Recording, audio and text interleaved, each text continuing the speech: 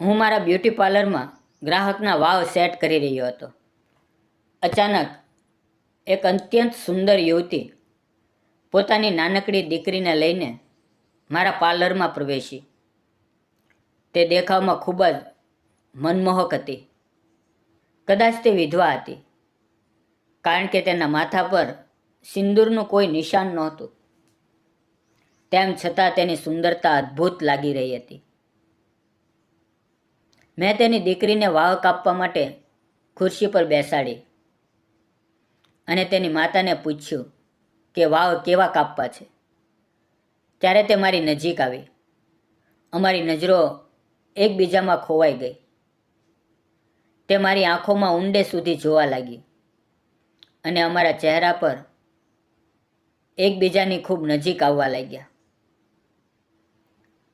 નમસ્કાર મિત્રો, મારું નામ આકાશ છે અને મારી પાસે એક નાનકડું બ્યુટી પાર્લર છે. મેં ગ્રેજ્યુએશન સુધીનો અભ્યાસ પૂરો કર્યો હતો.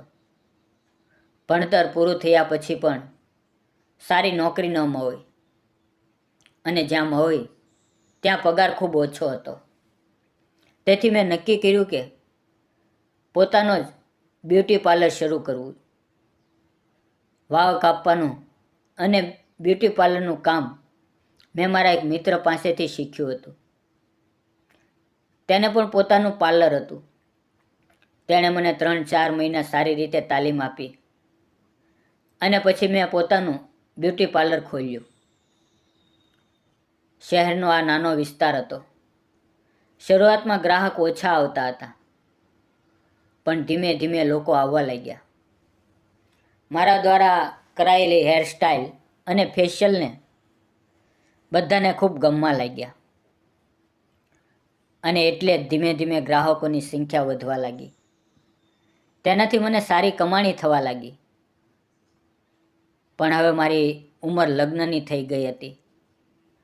ઘરવાળા મારા માટે છોકરીઓ જોવા લાગ્યા હતા, પણ ઘરની આર્થિક સ્થિતિ મધ્યમ હોવાથી અને જ્યારે લોકો સાંભળતા કે હું બ્યુટી પાર્લર ચલાવું છું તો ઘણા સંબંધ નકારી દેતા. જો કે કોઈ સરકારી કે પ્રાઇવેટ નોકરી કરતાં મને આ ધંધામાંથી વધુ આવક થતી હતી. એટલે આ કામ છોડવાનો મારા મનમાં કોઈ વિચાર જ નહોતો. લોકોની વાતો તો ચાલતી જ રહે છે. કોઈ પ્રશંસા કરે છે તો કોઈ ટીકા કરે છે. પણ એક દિવસ એવું બન્યું જેણે મારી આખી જિંદગી બદલી નાખી. સવારે લગભગ 11 વાગ્યે એક અત્યંત આકર્ષક સ્ત્રી પોતાની નાની દીકરીને લઈને મારા પાર્લરમાં આવી. તે સ્ત્રી એટલી સુંદર હતી કે હું તેને જોઈને જ અટકી ગયો. તેણે લીલા રંગની સલવાર કમીજ પહેરી હતી, જેથી તેની ગોરી રંગત વધુ નિખરી રહી હતી. તેના વાળ ખુલ્લા હતા અને માથા પર સિંદૂર નહોતું, પણ તેમ છતાં તે અદ્ભુત લાગી રહી હતી. તે ધીમે ધીમે અંદર આવી અને બોલી, મારી દીકરીના વાળ કાપવાના છે. મેં હસતા હસતા કહ્યું, હા બિલકુલ. મેં તેને પાસેના સોફા પર બેસવાનું કહ્યું. તે પોતાની દીકરીને ગોદમાં લઈને બેસી ગઈ. હું બીજા ગ્રાહકના વાવ સેટ કરી રહ્યો હતો અને અરીસામાંથી વારંવાર તેની તરફ જોઈ રહ્યો હતો. સાચું કહું તો તે મને ખૂબ જ આકર્ષક લાગી રહી હતી. સામેના ગ્રાહકનું કામ પૂરું કરીને મેં તેની નાની દીકરીને ખુરશી પર બેસાડી અને તેની માતાને પૂછ્યું, વાવ કેવા કાપવા છે. તેણે કહ્યું, જેમ તમે કાપવાનું શરૂ કર્યું. તે મારી નજીક આવીને સમજાવવા લાગી. જ્યારે તે એટલી નજીક આવી ત્યારે મારું દિલ જોર જોરથી ધડકવા લાગ્યું. તેનો મધુર અવાજ મારા કાનમાં ઉતરી રહ્યો હતો અને હું તેના ચહેરા તરફ જોઈને કામ કરી રહ્યો હતો. અચાનક તેણે મારી તરફ જોયું. અમારી નજરો ટકરાઈ. મેં તરત જ નજર નીચે કરી લીધી અને વાવ કાપવા પર ધ્યાન આપ્યું. તેણે હળવી મુસ્કાન આપી. ત્યારે તેને યાદ આવ્યું કે તેને પૈસા લાવવાના ભૂલી ગઈ હતી. તેણે કહ્યું, 2 મિનિટમાં આવું છું, પૈસા લઈને આવું છું. તે બહાર ગઈ ત્યારે મેં દીકરીને પૂછ્યું, તારું નામ શું છે? તેણે કહ્યું, આરાધ્યા. મેં પૂછ્યું, તમે લોકો ક્યાં રહો છો? તેણે નિર્દોષતાથી કહ્યું, અમે અહીંયા નાની માસી પાસે રહીએ છીએ. મેં પૂછ્યું, નાની માસીની પાસે કેમ? તમારા ઘરમાં કેમ નથી જતા? એટલે નાની દીકરી હતી, પણ તેણે જે જવાબ આપ્યો તેનાથી મારું દિલ હલ્લી ગયું. તેણે કહ્યું, મારા પપ્પા ભગવાન પાસે ગયા છે, હવે ક્યારે પાછા નહીં આવે. એમ કહેતા તેની આંખોમાં આંસુ આવી ગયા. હું ચૂપ થઈ ગયો અને આગળ કંઈ પૂછવાની હિંમત ન થઈ. મેં પ્રેમથી તેના ગાલ પર હાથ ફેરવ્યો. તે ખૂબ જ પ્યારી લાગી રહી હતી. થોડી વાર પછી તેની માતા પાછી આવી. ત્યાં સુધીમાં મેં દીકરીના વાવ પૂરા કાપી દીધા હતા અને તેને એક ચોકલેટ પણ આપી દીધી હતી. દીકરી મારી ગોદમાં બેઠી હતી. તેની માતાએ જ્યારે તેને મારી ગોદમાં જોઈ ત્યારે બસ મને જોઈ રહી. પછી જાણે હોશમાં આવી અને પૂછ્યું, કેટલા પૈસા થયા? મેં રકમ કહી. તેણે પૈસા મારા હાથમાં આપવા માંડ્યા. મેં કહ્યું, રહેવા દો. પણ તેણે જબરદસ્તી મારા હાથમાં પૈસા મૂકી દીધા. મેં થોડી હિંમત કરીને કહ્યું, સોરી, માફ કરજો, પણ મને તમને એક વાત પૂછવી છે. તેણે કહ્યું, હા પૂછો. મેં કહ્યું, તમારી દીકરી કહેતી હતી કે તેના પપ્પા ભગવાન પાસે ગયા છે. શું આ સાચું છે? આ સાંભળતા જ તેની આંખોમાં પણ આંસુ આવી ગયા. તે થોડીવાર ચૂપ રહી. પછી ધીમા અવાજે બોલી, હા, સાચું છે. અમારા લગ્નને 7 વર્ષ થયા હતા. લગ્નના 3 વર્ષ પછી જ આ દીકરી થઈ હતી. અમારું જીવન સુખી ચાલી રહ્યું હતું, પણ અચાનક તેના પિતાનું ઓફિસમાં કામ કરતાં કરતાં અવસાન થઈ ગયું. તે પછી તેના ઘરવાળાઓએ અમને ઘરમાંથી કાઢી મૂક્યા. લોકો મને અપશુકની કહેવા લાગ્યા. બધા પ્રકારની વાતો કરીને મને તાણા મારવા લાગ્યા. મજબૂરીમાં હું મારા માતા પિતાની પાસે આવી ગઈ અને હવે અહીંયા જ રહું છું. મેં કહ્યું, સોરી, મારો ઈરાદો તમને દુઃખ આપવાનો નહોતો. તેણે કહ્યું, એવું કંઈ નથી. પછી મેં ધીમેથી તેનો હાથ પકડ્યો અને પૈસા તેના હાથ પર પાછા મૂકી દીધા. એમ કરતાં જ તેણે મારી આંખોમાં જોયું. મેં કહ્યું, આ પૈસા મને નથી જોઈતા. તે ના પાડી રહી હતી, પણ મેં જબરદસ્તી તેના હાથમાં પૈસા મૂકી દીધા. ત્યારે તેણે કહ્યું, ચાલું છું. મેં કહ્યું, અરે એક વાત, તમારું નામ? તેણે જવાબ આપ્યો, મીરા, અને દરવાજાની બહાર નીકળી ગઈ. જતાં જતાં તેણે ફરી એકવાર મારી તરફ જોયું, હવે મુસ્કાન આપી અને ચાલી ગઈ. મને તે ખૂબ ગમી ગઈ હતી. આખો દિવસ મારું કામમાં મન ન લાગ્યું. વારંવાર તે પ્યારી દીકરી અને તે સુંદર સ્ત્રી મારા મનમાં ફરી રહી હતી. હું વિચારતો હતો કે આ સ્ત્રી પર આવી સ્થિતિ કેવી રીતે આવી હશે. ભગવાને તેના જેવી સાદી અને સુંદર સ્ત્રી સાથે આવું કેમ કર્યું હશે? તેના કેટલાય દુઃખ હશે. સાંજે ખાઈને સૂવા ગયો તો મારી આંખો સામે તેનો ચહેરો જ ફરતો રહ્યો. મારે તેની સાથે ફરી મળવું હતું. એટલે બીજે દિવસે સાંજે 5 વાગ્યે હું પાર્લર બંધ કરી અને નજીકની પાર્ક પાસે બેસી ગયો. તેનું ઘર ત્યાં જ નજીક હતું. લગભગ 5:30 વાગ્યે તે કપડાં ધોતી હતી. હું પાર્કની બેન્ચ પર બેઠો હતો. અચાનક તેની નજર મારા પર પડી. તે થોડી આશ્ચર્યચકિત થઈ, પણ પછી મુસ્કુરાઈ. અમારી નજરો વારંવાર મળી રહી હતી. થોડી વાર પછી હું ઉઠીને ઘરે ચાલ્યો ગયો. તે દિવસે મને ખૂબ સારું લાગ્યું. હવે આ રોજનો ક્રમ બની ગયો. હું રોજ સાંજે 5 વાગ્યે પાર્લર બંધ કરીને પાર્કની પાસે જઈને બેસતો અને તે પણ જાણી જોઈને કપડાં ધોવાના બહાને બહાર આવતી. અમે બંને ફક્ત નજરોથી વાતો કરતા, હસતા અને કંઈ ન બોલ્યા છતાં ઘણું બધું કહી દેતા. તેની પાસે મોબાઈલ નહોતો અને મને તેને મોબાઈલ આપવાનું પણ યોગ્ય ન લાગતું, કારણ કે ઘરવાળાઓને શંકા થઈ જાય.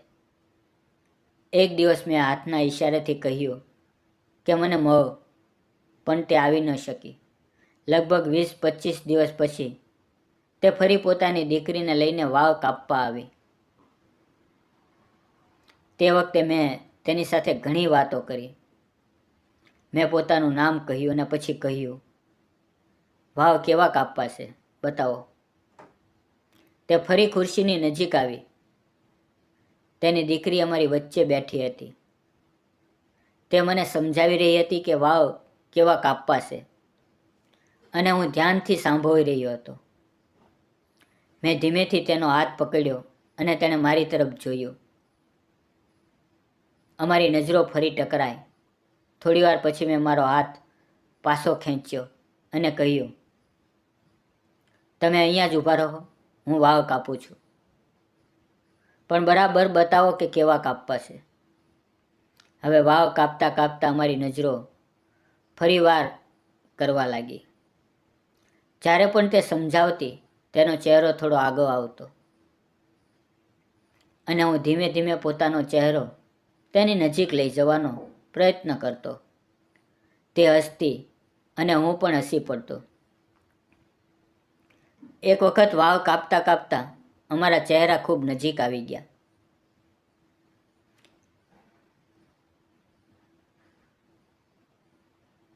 તે થોડી કાપી ગઈ અને તરત જ પાછળ ખસીને સોફા પર બેસી ગઈ. વાળ કાપીને મેં તેની દીકરીને 10 રૂપિયા આપ્યા અને કહ્યું, જા ચોકલેટ લઈ આવ. દીકરી પાસેની દુકાનમાં ચોકલેટ લેવા ગઈ.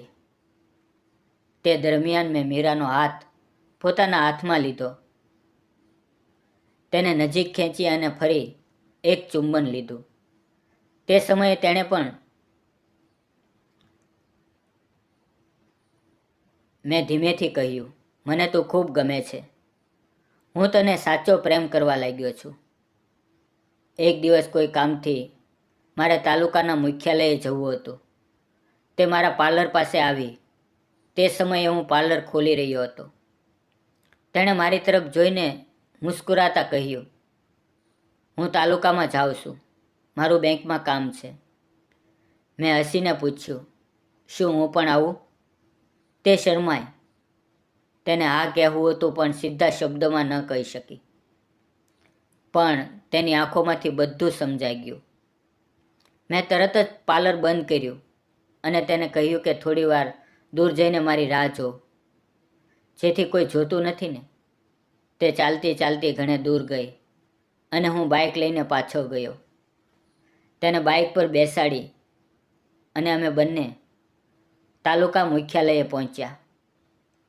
તેનું બેંકનું કામ પૂરું થયા પછી મેં તેને અને તેની નાની દીકરીને એક સારી રેસ્ટોરન્ટમાં લઈ ગયો. ત્યાં બંનેને તેમના પસંદનું ભોજન ખવડાવ્યું. તેમણે પેટ ભરીને ખાધું અને ખૂબ ખુશ થયા. તેમને ખુશ જોઈને મારું મન પણ પ્રસન્ન થઈ ગયું, કારણ કે તેમની ખુશી જ મારા માટે સાચું સુખ હતી. તેની સાથે સમય વિતાવવામાં જે શાંતિ મળતી તે અલગ જ હતી. રેસ્ટોરન્ટની નજીક એક નાની ટેકરી હતી. મેં તેને કહ્યું, શું તું તે ટેકરી પર ફરવા જઈશ? તેણે તરત જ હા કહી. પછી મેં તેને અને તેની નાની દીકરીને લઈને ટેકરી તરફ ગયો. રસ્તામાં દીકરી માટે ખાવા પીવાની વસ્તુઓ પણ લઈ લીધી. અમે ધીમે ધીમે ચાલતા ઉપર પહોંચ્યા. ત્યાં ઠંડી હવા ચાલી રહી હતી.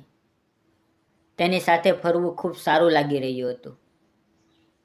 ફર્યા પછી અમે બંને એક મોટા ઝાડ નીચે બેઠા. થોડી વારમાં તેની નાની દીકરી ઊંઘી ગઈ. ટેકરી પરથી નીચે ઉતરતા મેં તેને કહ્યું, મને તું ખૂબ ગમે છે.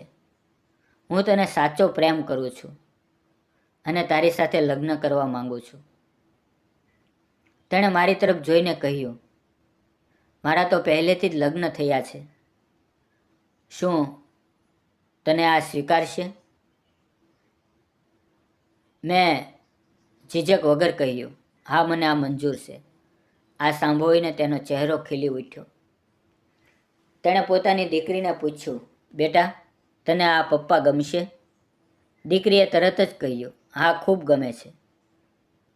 આ મને હંમેશા હસાવે છે, મારી સાથે ખૂબ પ્રેમથી વાત કરે છે.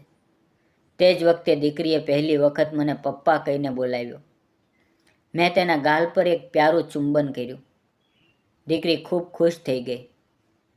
મેં મીરાને કહ્યું, જેટલી તું મને પ્રિય છે એટલી જ તારી દીકરી પણ મને પ્રિય છે. હું તેને એક પિતાનો સાચો પ્રેમ આપીશ. આ સાંભળીને મીરાની આંખોમાં આંસુ છલકાઈ ગયા. તેણે મને કસીને ગળે લગાવી લીધો અને રડવા લાગી. મેં તેને હિંમત આપી. બીજે દિવસે મેં મારા માતા પિતાને કહ્યું કે મને તે છોકરી સાથે લગ્ન કરવા છે અને એ પણ કહ્યું કે તેને એક દીકરી છે. શરૂઆતમાં તેમને થોડું અજીબ લાગ્યું, પણ મારો પ્રેમ અને આગ્રહ સામે તેઓ પણ માની ગયા. પછી હું મારા માતા પિતા ત્રણેય મીરાના ઘરે ગયા અને ત્યાં તેના ઘરવાળાઓને કહ્યું કે હું તેમની દીકરી સાથે લગ્ન કરવા માંગુ છું, જો તેઓને મંજૂર હોય. આ સાંભળીને તેઓ પણ ખુશ થયા, કારણ કે તેમની દીકરીને શહેરનો જ એક સારો છોકરો મળી રહ્યો હતો. તેઓ મારા સ્વભાવ અને પરિવારને પહેલેથી જ જાણતા હતા. તેમની દીકરી વિધવા હતી અને એક દીકરીની જવાબદારી કોણ ઉપાડશે એ તેમની સૌથી મોટી ચિંતા હતી. પણ ભગવાને તેમના માટે સાચા સમયે સાચા માણસને મોકલી દીધો હતો, એટલે તેમને પણ કોઈ વાંધો ન કર્યો. આ રીતે મને તેમનો સંપૂર્ણ સમર્થન મળ્યું. જ્યારે પણ હું તેમના ઘરે જતો ત્યારે તેઓ મને ખૂબ માન, સન્માન અને પ્રેમથી રાખતા. મને પરિવારનો જ ભાગ માનતા. લગ્ન પછી અમે બંને ખૂબ ખુશ રહેવા લાગ્યા. અમારી દીકરી ધીમે ધીમે મોટી થઈ રહી છે.